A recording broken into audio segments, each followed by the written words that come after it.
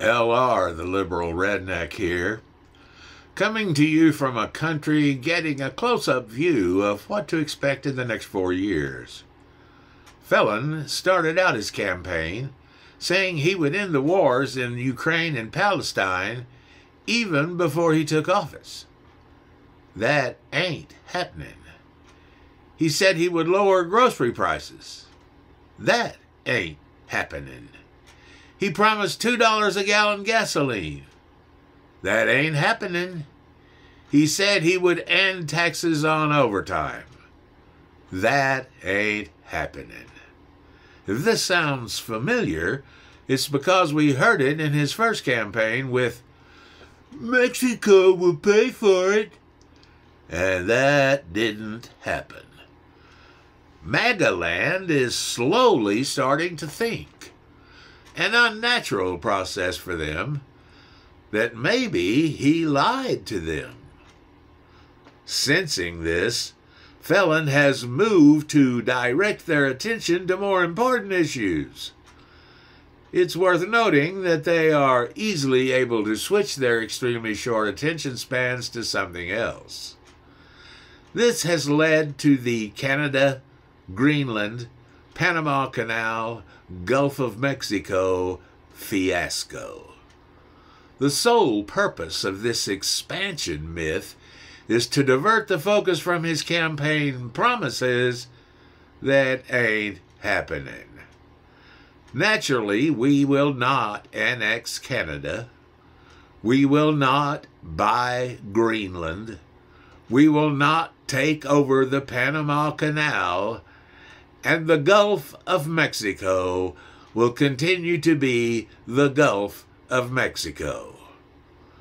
When that starts to fade and the campaign promises come back into focus, there will be a new onslaught of bullshit to placate the MAGA base.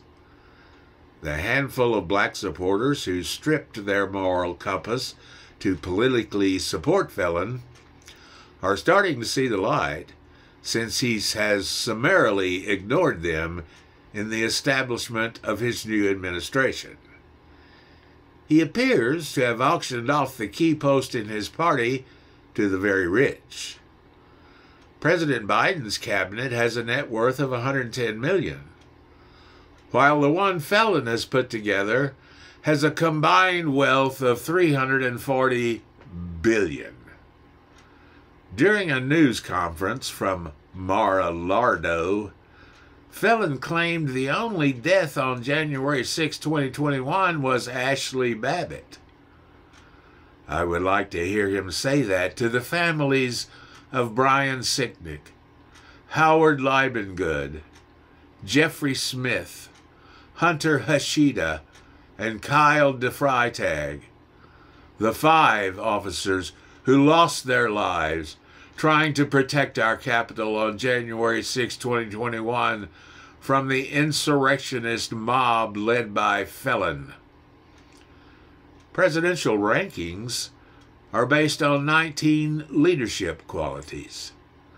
These include assessments by hundreds of unbiased, highly respected historians, political scientists, and professional observers of the presidency.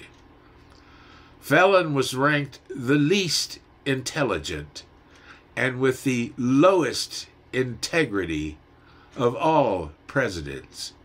He also had the lowest ranking for leadership of any president in our history. His next administration is going to end badly. Thanks for listening, and I hope that Washington, D.C. gets a massive snowstorm on January 20th, 2025.